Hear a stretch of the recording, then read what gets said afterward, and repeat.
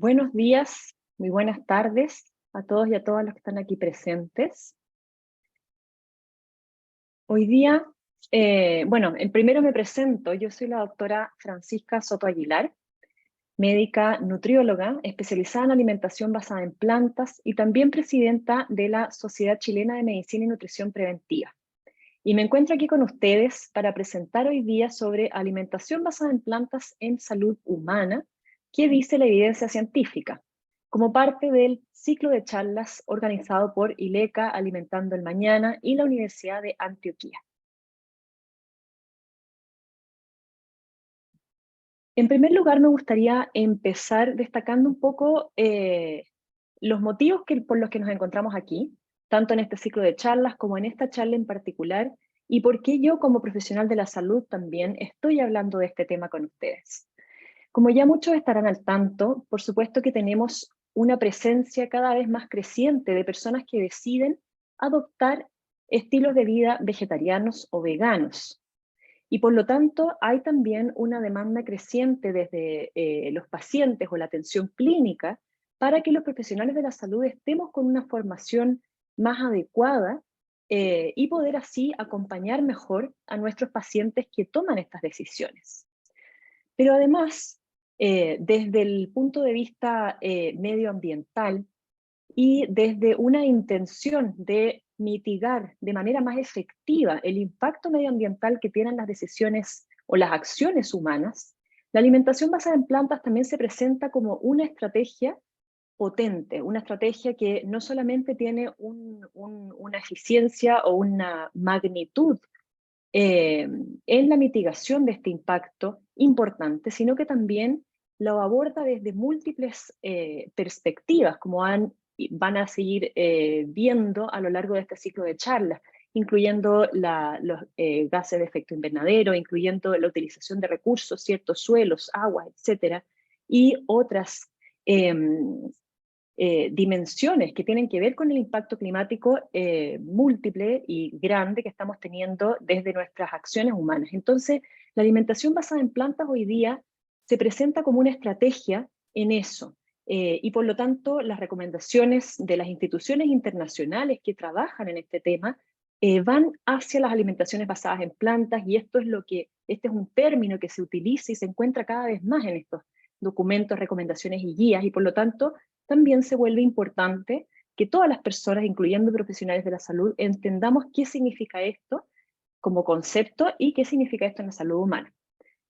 Y por último, y como está aquí representado con esta foto del famoso doctor y profesor David Jenkins, y una foto, cierto, de frutas y verduras, la alimentación basada en plantas también está presente en la evidencia científica como concepto y en investigación en humanos con respecto a personas que siguen estas dietas, qué sucede con sus parámetros en salud y cómo se puede utilizar esto para bien o para mal en la salud humana. Por lo tanto, desde esta quizás triple perspectiva, podemos decir, ¿cierto?, que es importante que las personas, incluyendo profesionales de la salud, eh, ahondemos más en este concepto, lo conozcamos en primer lugar y en segundo lugar comprendamos, ¿cierto?, cómo se relaciona con la salud humana.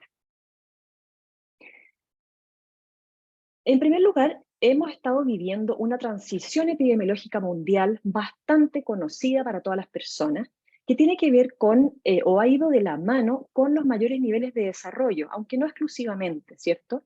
En que la mortalidad por enfermedades contagiosas y enfermedades infecciosas se ha reducido sustancialmente.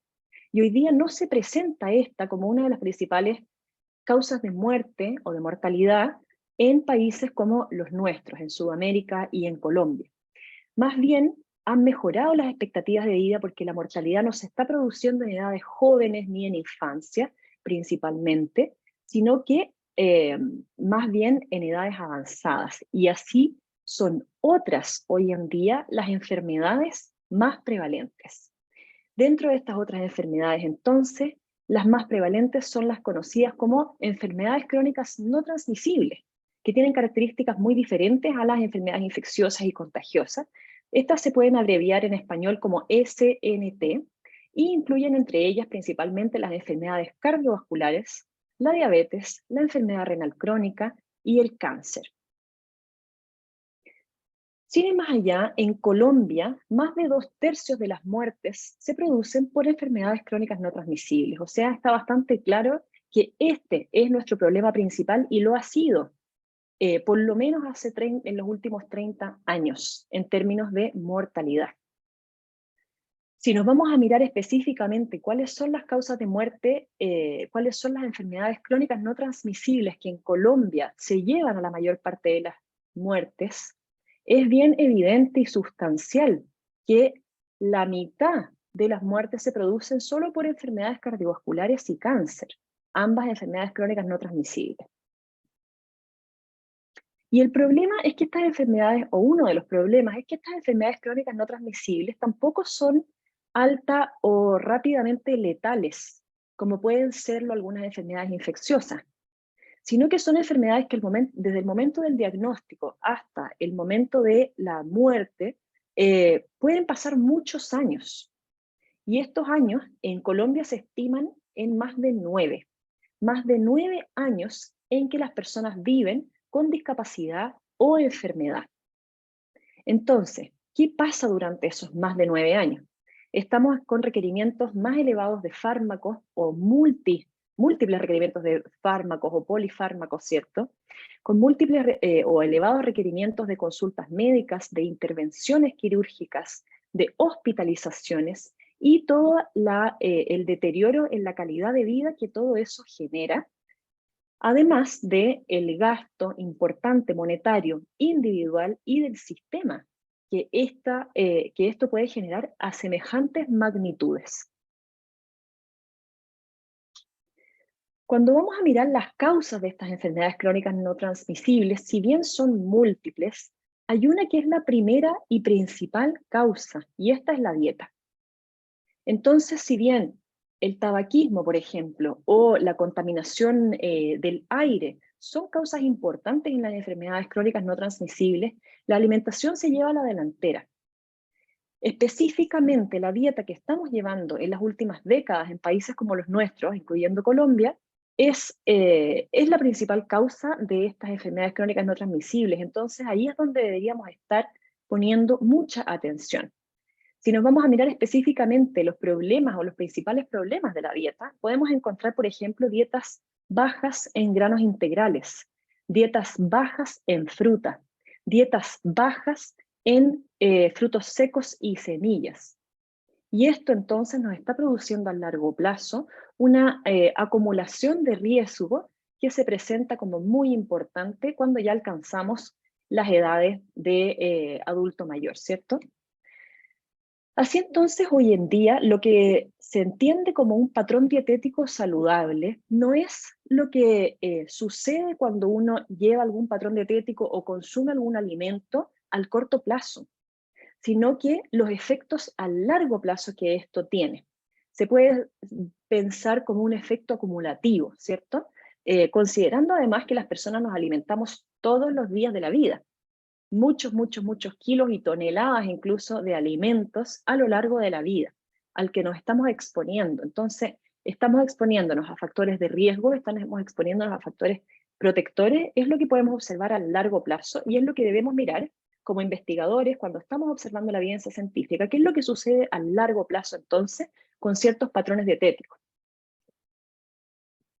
Esto ya se viene investigando hace muchos años, desde los años 50, y uno de los primeros estudios que se hizo fue el famoso estudio de los 7 países, liderado por Ansel Keys. Y en este estudio, una de las claves que se observó fue que a mayor ingesta de grasas saturadas, las que se encuentran principalmente en carnes y lácteos grasos, incluyendo quesos, cremas y leches enteras, se relaciona con mayores niveles de colesterol en plasma. Y este sería, porque se asocia a mayor enfermedad coronaria, podría ser este entonces el factor de riesgo intermediario entre la relación de ingesta de grasas saturadas y la enfermedad coronaria. Gracias a estudios como este, que es uno de los primeros y también más grandes estudios que se ha hecho en nutrición y su relación con la salud, es que han surgido muchos otros estudios posteriores. El estudio de los 7 países fue el que dio pie, por ejemplo, a que se pusieran a estudiar los investigadores a la dieta mediterránea y pudiéramos ver qué pasa, por qué las personas que siguen dietas mediterráneas nos encontramos con que tenían menor mortalidad, ¿cierto?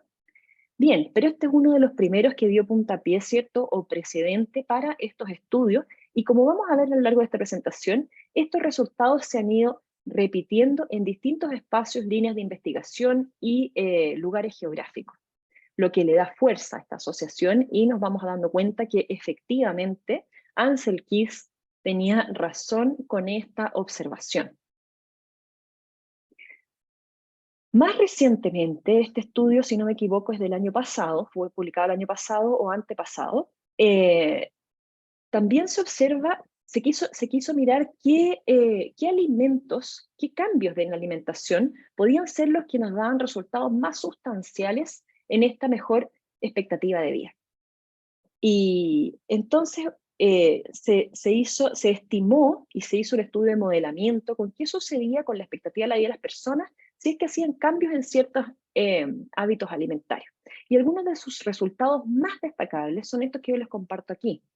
Solo comenzar a comer a los 30 años de edad 225 gramos de granos integrales al día, o una taza de granos integrales al día, podría aumentar en más de 2 años la expectativa de vida. Por otro lado, solo comenzar a comer a los 30 años de edad 200 gramos de legumbres al día, que es un poquito menos de una taza, podría aumentar casi 2 años y medio la expectativa de vida, cada una de esas por separado.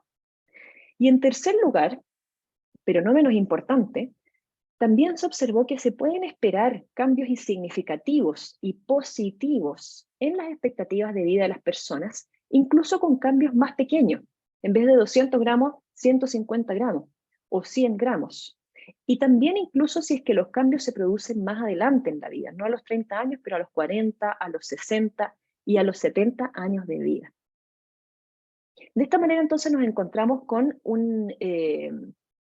dos perspectivas que pueden actuar en sinergia. En primer lugar, tenemos algunos precedentes con respecto a la ingesta de grasas saturadas, a la ingesta de ciertos productos que contienen grasas saturadas, y por otro lado, a la ingesta de ciertos productos que contienen mucha fibra, que serían los granos integrales y las legumbres, entre otras cosas.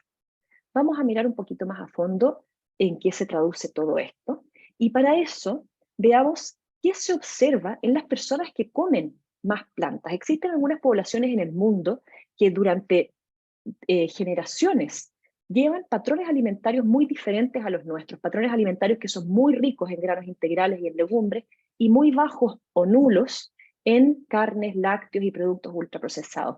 Entonces es interesante en primer lugar observar qué sucede en esas poblaciones y si es que efectivamente tienen o no tienen mejores índices de salud. El estudio de China es uno de los primeros que nos muestra diferentes poblaciones en cuanto a sus hábitos alimentarios, diferencias sustanciales. Tal vez más de uno de ustedes sabe que China hasta antes del año 2000 era un país que funcionaba bastante cerrado políticamente y por lo tanto no se vio afectado hasta ese entonces por nuestras tendencias alimentarias y la globalización. Entonces se vio en un momento como un espacio muy interesante de estudiar porque la dieta que llevaban, entre otras cosas, era muy diferente a la dieta que llevaban otros países occidentales. En este caso se hizo comparaciones con Estados Unidos. Y a la izquierda quiero que se fijen directamente en algunos nutrientes que tenían ingestas totalmente diferentes entre los dos países. Uno de ellos, si ustedes se fijan, en el porcentaje de proteína animal. En el caso de Estados Unidos hay un porcentaje de proteína animal de un 10% de la dieta y en China es de un 1%. O sea, la cantidad de proteína animal con la razón de la ingesta de proteína animal de Estados Unidos con China era de 10:1, lo que es sumamente diferente. Por otro lado, la ingesta de fibra en Estados Unidos era de 11 gramos al día y en China de 33, o sea, más de 3 veces la ingesta de fibra diaria. Y la ingesta de grasas también es muy diferente. En Estados Unidos era de 36% de las calorías y en China de un 14%, 3 veces menos. En este estudio se observó que en China, y asociado a estas ingestas alimentarias, habían significativamente menores índices o incidencia de enfermedad coronaria y eventos cardiovasculares. Mucho, mucho más bajo. Y se observó que algunos de los factores predictores porque modificaban los niveles de colesterol plasmático eran, como aparece al lado derecho, la ingesta de grasa, la ingesta de proteína animal y la ingesta de carne como factores que aumentan el colesterol plasmático, y por otro lado, la ingesta de fibra y de legumbres como factores que reducen el colesterol plasmático. Vamos viendo que esto entonces va siendo coherente con otros estudios como el estudio de los 7 países recién presentado. Cuando vamos a mirar a los adventistas de California, también es muy interesante, porque este es un grupo grande, numeroso, de una comunidad que vive en California, que sigue esta religión que promueve dietas vegetarianas y veganas, ¿ya? Promueve como hábito saludable el llevar dietas vegetarianas y veganas. Y por lo tanto, si es que en la población general hay un 1%, por ejemplo, de personas que siguen dietas vegetarianas y veganas, entre los adventistas hay un 20% o un 40%. Entonces, es interesante además de tener mayor presencia de estos grupos, es interesante porque las comparaciones que se hacen en estos estudios se hacen dentro de la misma comunidad adventista. Es decir, entre adventistas vegetarianos y adventistas que comen carnes. Esto nos ayuda a ver mejor los efectos de la dieta, porque es una comunidad que todos siguen otros hábitos similares. Todos evitan el tabaquismo, todos evitan el alcohol, todos promueven actividad física. Sin embargo, están estas diferencias solo en la dieta. Este es un grupo muy interesante que también se viene estudiando desde los años 50. Y algunos de sus resultados más interesantes para compartirles hoy día, que tienen que ver con las enfermedades crónicas no transmisibles y, como decíamos, en los efectos a largo plazo que podemos observar ante ciertos patrones dietéticos, es que la mortalidad general de los adventistas de los vegetarianos alcanza casi un 20% menos comparado con los adventistas omnívoros. La mortalidad por enfermedad cardíaca isquémica, cardiovascular y accidentes cerebrovasculares hasta un 28% menos que los adventistas omnívoros. Y la mortalidad por cáncer de mama es la de la mitad, 48% menos que los adventistas omnívoros. Cuando incluso se hace separación gradual y se compara no solamente con vegetarianos, sino que también veganos, es decir, personas que ni siquiera consumen lácteos ni huevos en su dieta, se observa que los efectos son aún mayores. Por ejemplo, el IMC de vegetarianos es de 3 puntos menos comparado con el de adventistas omnívoros, pero el de veganos es de 5 puntos menos.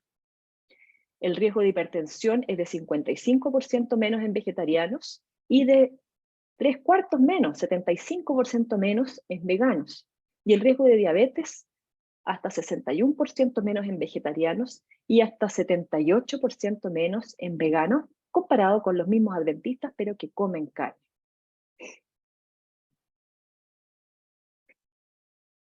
Muchas veces cuando vemos estos números, nos preguntamos qué pasa con esto de la dieta mediterránea, sobre todo en países occidentales como Colombia, como Chile, ¿cierto? Europa y en general las Américas, porque en estos lados se escucha mucho sobre la dieta mediterránea y se le atribuye, al menos en espacios menos formales, se le atribuye mucho los efectos positivos de la dieta mediterránea al pescado. Entonces uno muchas veces se pregunta, bueno, pero ¿por qué tendría que yo, o a lo mejor en esas poblaciones no se consume más pescado, ¿cierto? Porque yo he escuchado esto, se ha dicho que la dieta mediterránea es la que tiene más fuerza de evidencia o es la que es más protectora.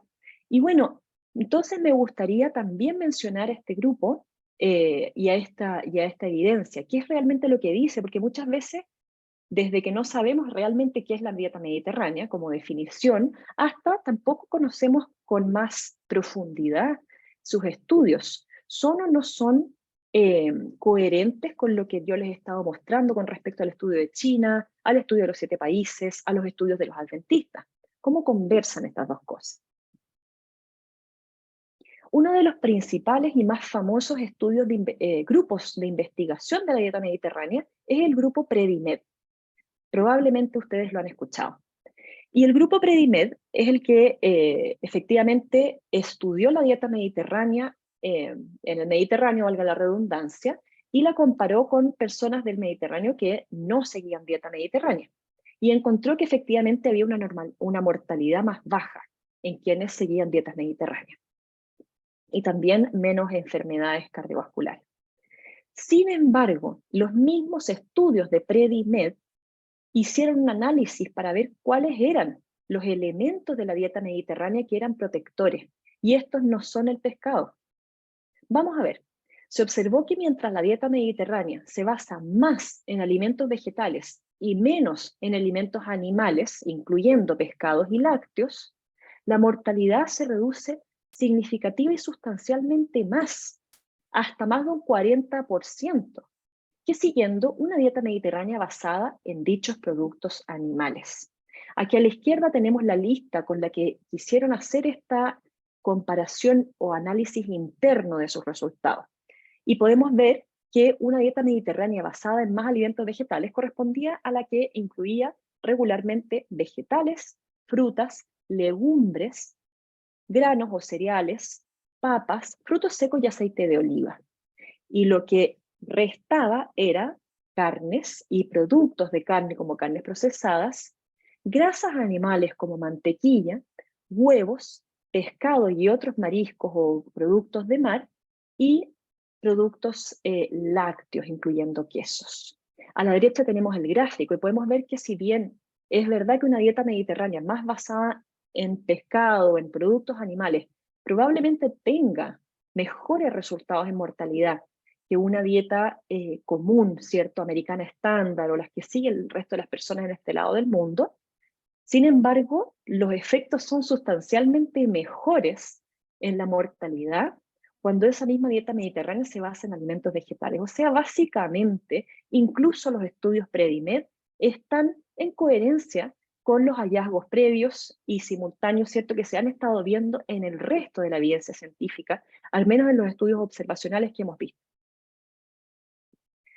¿Qué es una alimentación basada en plantas? Una alimentación basada en plantas ha sido definida por distintos autores y referentes, ¿cierto?, del tema. Esta es una de ellas que a mí me gusta mucho, que dice, consiste en todos los alimentos vegetales mínimamente procesados, ya no estamos hablando aquí de procesados veganos, sino que alimentos vegetales mínimamente procesados como frutas, vegetales, cereales o granos integrales, legumbres, frutos secos y semillas y hierbas y especias, y que excluye todos los productos animales, incluyendo carne roja, carne de aves de corral, pescado, huevos y lácteos, y también incluimos ahí los ultraprocesados. Entonces, es algo que se mira, se ve como esta pirámide que hay a la derecha, ¿cierto?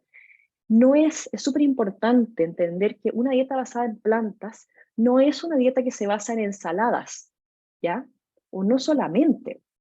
Es una dieta que incluye una variedad mucho más amplia de todos los grupos de alimentos vegetales integrales, incluyendo legumbres, incluyendo granos integrales, que como observábamos además, los legumbres y los granos integrales parecen ser uno de los grupos de alimentos eh, que incluirlos y cambiar nuestra ingesta, aumentando nuestra ingesta, más impacto puede tener positivo en la salud.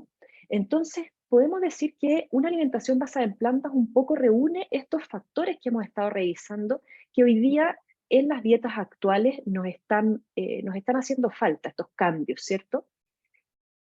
También me parece importante destacar que muchos autores engloban dentro del concepto de alimentación basada en plantas algunas alimentaciones que sí incluyen productos de origen animal, como por ejemplo dietas ovo-lacto-vegetarianas, que son las que incluyen lácteos y huevos.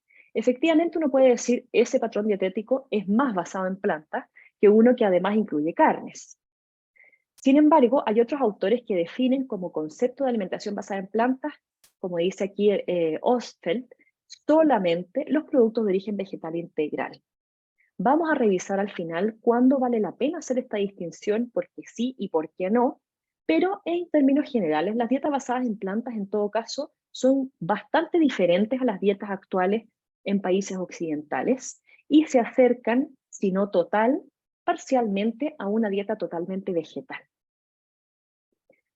Bien, una de las primeras preguntas, ¿de dónde obtienes tus proteínas y por qué esto es importante? Según la evidencia científica, las personas que siguen dietas veganas superan sin mayor planificación las ingestas de proteínas requeridas o los RDA de proteínas. Esto es un primer punto que es súper importante destacar y sacar, ¿cierto?, esa inquietud de la mesa. Aquí yo les marco como un requerimiento promedio de proteínas puede andar entre 52 a 62 gramos para los adultos, y como ustedes pueden ver, todos los patrones dietéticos superan con creces estos requerimientos mínimos, así que aquí no hay un problema de cantidad de proteína en realidad. Las proteínas se pueden dividir principalmente en dos tipos, vegetales y animales. Las animales ya las sabemos de memoria, ¿cierto? Todas las carnes, todos los lácteos, todos los huevos son fuente de proteína animal. Pero ¿cuáles son las fuentes de proteína vegetal? Y aquí es donde muchas personas no saben. Las legumbres son una de las principales fuentes de proteína vegetal. Otras son los frutos secos, como almendras, perdón, también avellanas, castañas, nueces. Incluso aquí podemos introducir el maní, que si bien es una legumbre, se parece más a las almendras, ¿cierto? Tiene ácidos grasos vegetales y proteína vegetal. Las semillas y también los pseudocereales como la quinoa, el trigo de sarraceno y amaranto, estas son las principales fuentes de proteínas vegetales. Y lo que nos muestra la evidencia, como aparece en este gráfico de esta revisión sistemática con metaanálisis, es decir, que hay un conjunto de muchos estudios que se han publicado y se han querido analizar sus datos en un volumen en conjunto, se observa que en la medida que se reemplaza la proteína vegetal por proteína animal, tenemos mejores resultados en salud. En este caso, solo con un reemplazo de un 3% de las calorías de proteína animal por proteína vegetal, ya tenemos significativamente mejores resultados en mortalidad. ¿Cómo se ve esto? Hay una línea vertical, ¿cierto?, en el gráfico de la derecha. Si es que los puntos estuvieran al lado derecho de esa línea vertical, significaría que aumenta la mortalidad. Como están al lado izquierdo, están mostrando que se reduce. ¿Qué mortalidad? La mortalidad por toda causa, la mortalidad por enfermedad cardiovascular, la mortalidad por cáncer y otras mortalidades. E incluso algunas personas podrían preguntarse, bueno, conocemos esto sobre carnes procesadas. De hecho, si uno se fija, las carnes procesadas son las que tienen los puntos más tirados hacia la izquierda. Efectivamente parece ser el cambio más poderoso. Pero ¿qué pasa con otras fuentes consideradas más saludables, como el pescado o el huevo o los lácteos? Cuando los lácteos se comparan como fuente de proteína con fuente de proteína vegetal, salen inferiores por la diferencia en la mortalidad. Por lo tanto, depende mucho de con qué estemos comparándolo, porque tal vez algunos dirán, bueno, el pescado puede ser una mejor fuente de proteína que una carne procesada. Probablemente todos van a estar de acuerdo. Pero de nuevo, insisto, cuando se compara con proteína vegetal, y ya sabemos cuáles son, estos son los resultados que observamos en la evidencia científica. Entonces, y quiero repetir también el concepto que les comenté en el estudio de modelamiento. Es importante también reconocer que cambios parciales o sustituciones parciales en la dieta ya nos pueden proveer de beneficios en salud.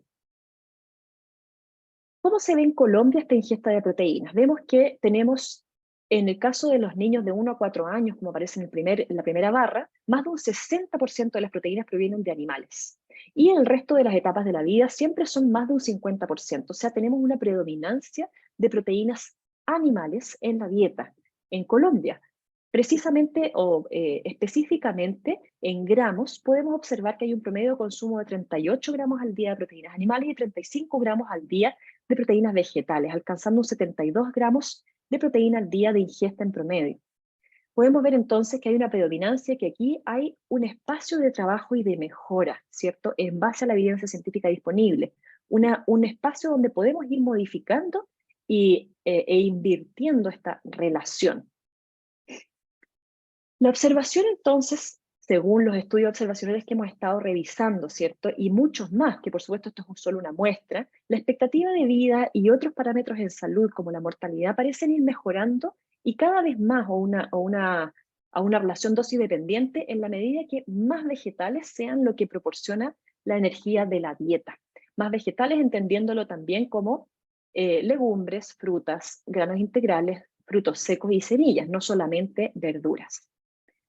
¿Qué pasa entonces con los estudios de intervención? ¿Qué pasa si cambiamos? Cuando ya tenemos una enfermedad, ¿qué pasa si probamos con la alimentación basada en plantas? ¿Qué es lo que nos han demostrado los estudios que han hecho esto en sus resultados? Vamos a revisar principalmente estas enfermedades que son de las más prevalentes. ¿Qué pasa con las dislipidemias, por ejemplo, que es la elevación del colesterol plasmático?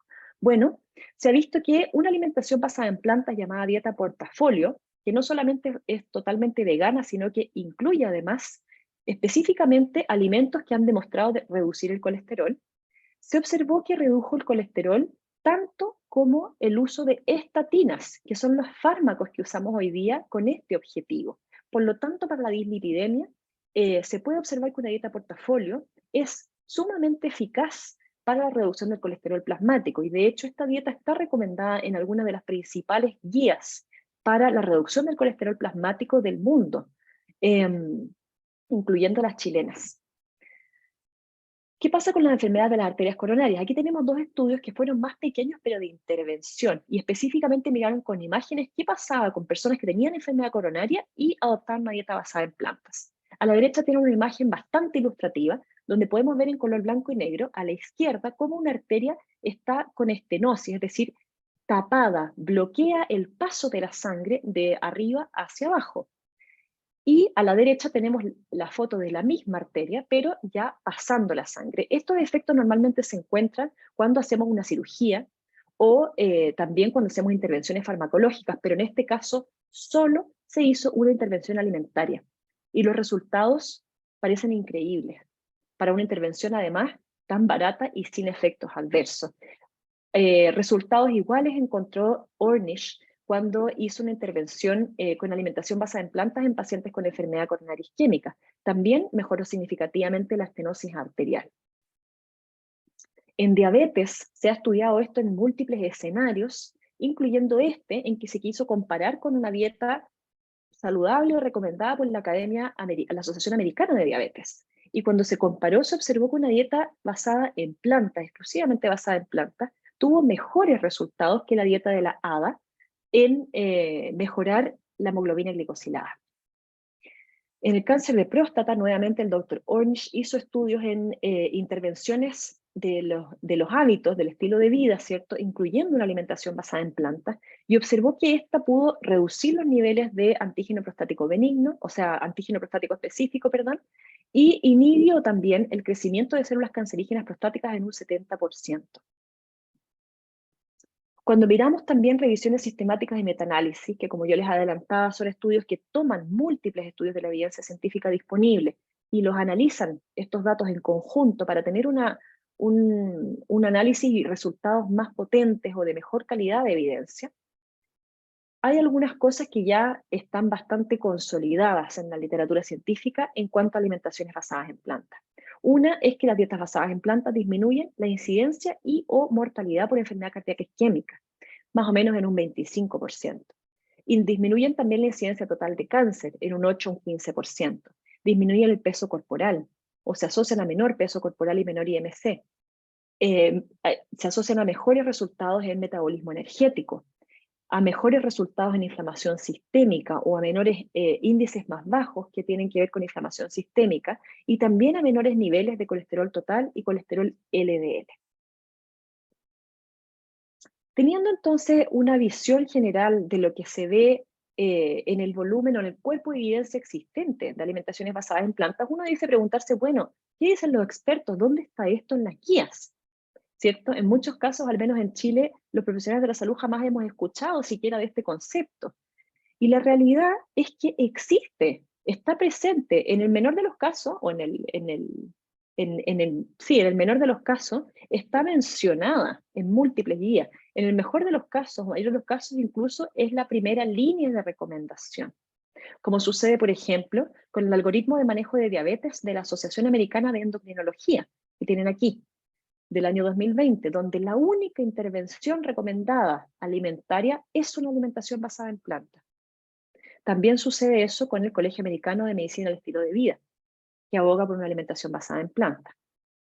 La Fundación Nacional del Riñón para enfermedades renales también, la alimentación basada en plantas está muy recomendada y se exploran múltiples efectos y condiciones de la enfermedad renal con la alimentación basada en plantas. Entonces es súper interesante darnos cuenta que existe este concepto en diversas instituciones científicas y médicas del mundo. En el caso de la Academia Americana de Nutrición y Dietética, yo les voy a compartir solamente un extracto porque su documento se llama Documento de Posición sobre Dietas Vegetarianas y Veganas Es buenísimo, extenso y un buen documento para tener de base en esto.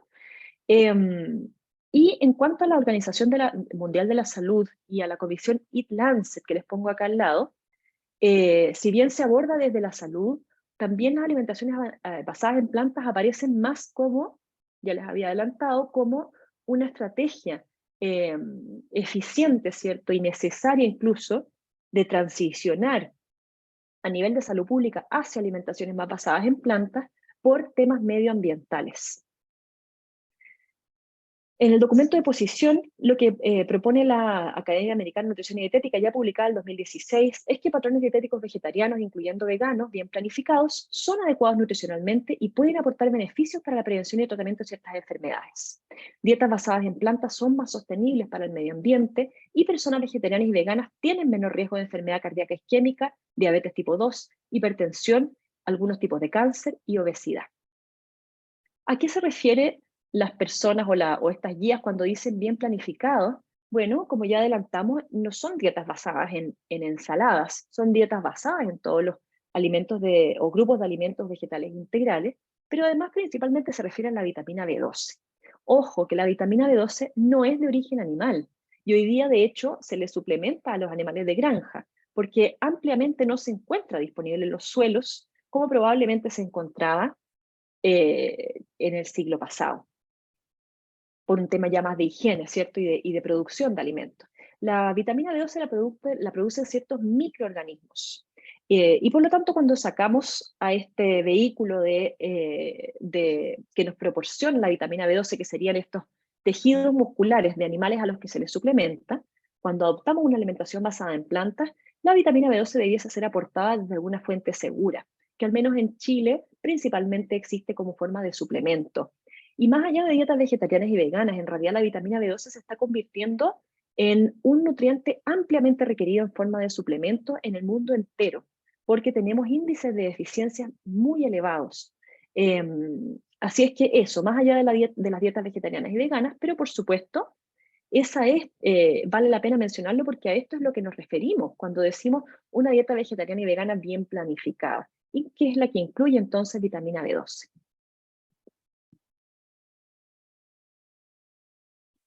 No quiero dejar de mencionar esta duda que muchos profesionales de la salud me presentan cuando hablamos de estos temas y observamos el nivel de la evidencia que existe disponible.